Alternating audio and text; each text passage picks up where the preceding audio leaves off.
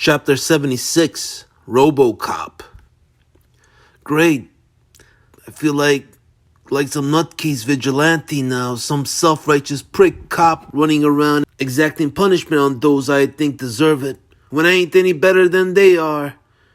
Michael had now stopped writing and had stopped in front of a window of a TV store that had been broken into and looted, mind you, that had a TV on playing a movie. There was also some hoods also sitting around, watching, and Michael had ridden up to them, since they all seemed so peaceful, since they did and no one else. Oh yeah, the age of rage is still all around us in end of days mode, but in this little circle, in this little bubble of ours, we're all just feeling a tad different, homies sorta, and since we just sitting around, all the wackos around us are sorta ignoring us and, "Hey, what movie is that?" asked some repo man with a potato bag over his head, with a chainsaw that was chainsawing down lampposts here in Times Square. "Robocop, man, Robocop. You've never seen?" asked Michael. The repo man then shook his head and went back to his own contribution to the age of rage business. "Run, no, went the chainsaw. Then timber, went the repo man as the post fell and onto the showcase sign of Harris Theater that brought it crashing down.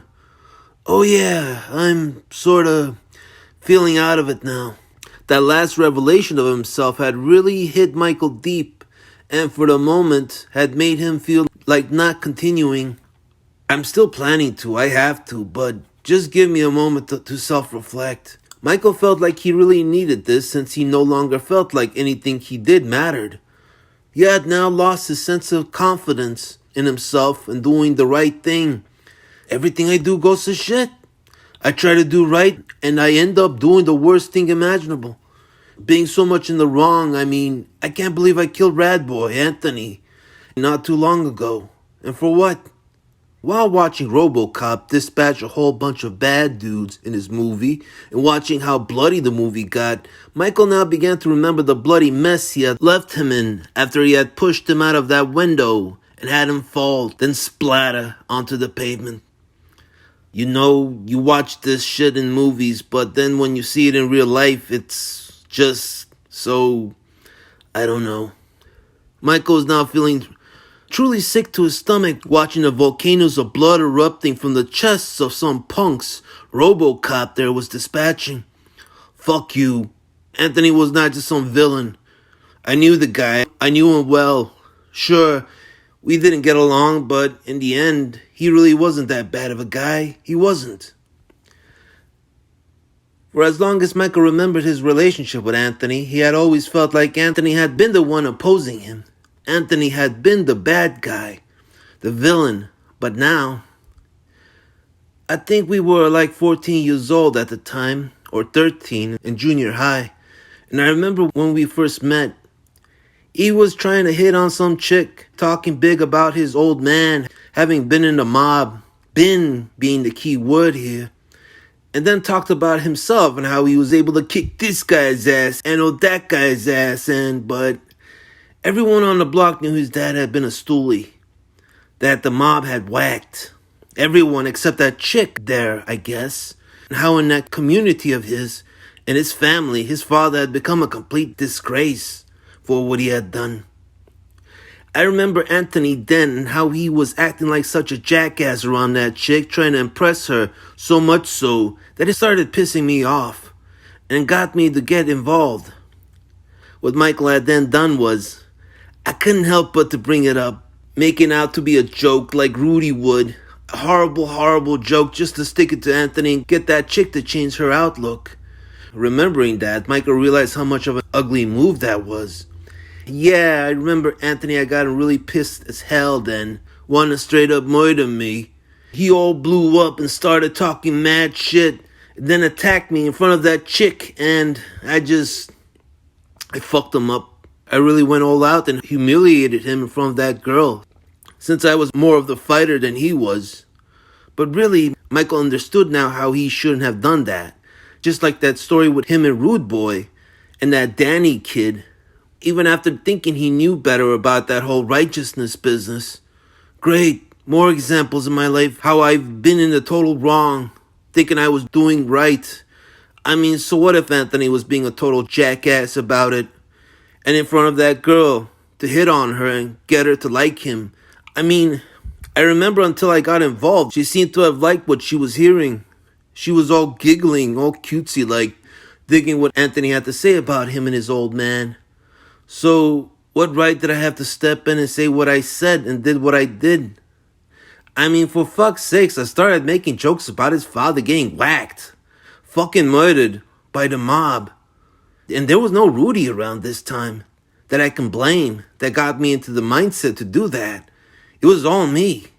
And why? Because Michael was also digging that chick and he wanted to get to her instead. Shit. Thought Michael, as he really now started feeling disgusted with himself. I think all of our animosity really stemmed from me doing all that heinous work just for some pussy. And now that I think about it, you know what's also fucked up about all this? After Anthony became part of the bloody Shamrocks at first, I remember how he did try is the key word, try at first to be friendly with me, to bury the hatchet because there was a part of him that liked me, but I didn't let him in. And why? And Michael then turned his head around as he started to see Anthony standing there, staring at him for what he had done, which made him feel like addressing him personally.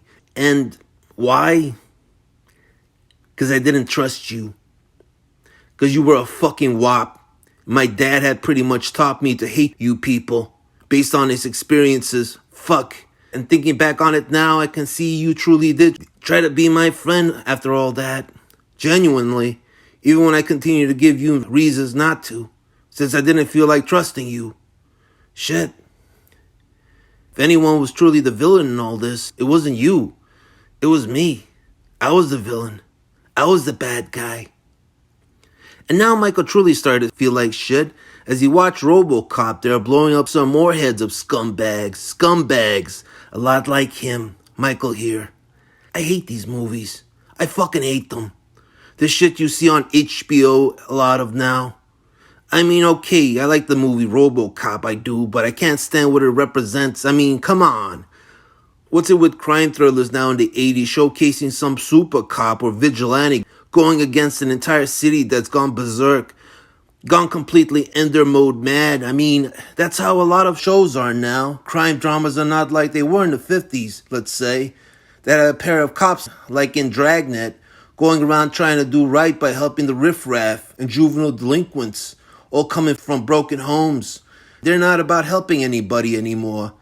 Now it's all murder. It's all kill the scumbag. And what you got is this shit right here. A man now turned into a machine governed by no free will, going all hell-bent to clean the garbage in the streets. Garbage like me. And in these movies, they make us out to be completely one-dimensionally, psychotically evil, like all Charles Manson evil, and deserving getting our heads blown off. Shit makes me squeamish too. They ain't no more capturing criminals and trying to help them out. Now we're all irreversibly evil and need to be rounded up and locked away in some giant state prison, then totally forgotten about. That or straight up murdered, and in horrific ways. Too, just to appease its lily-white audience's bloodlust, all the cowardly people that will watch shit like this and find it entertaining.